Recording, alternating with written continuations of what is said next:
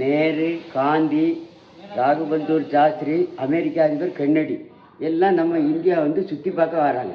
அப்படி வரும்போது இங்கேருந்து வந்து இந்தியாவில் வந்து சுற்றி பார்க்காங்க.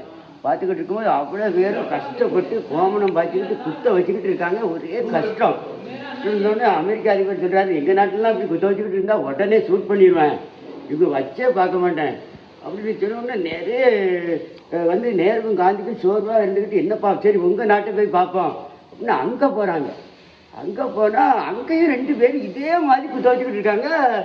உடனே காந்திக்கும் நேருக்கும் சிரிப்பு தாங்க முடியல.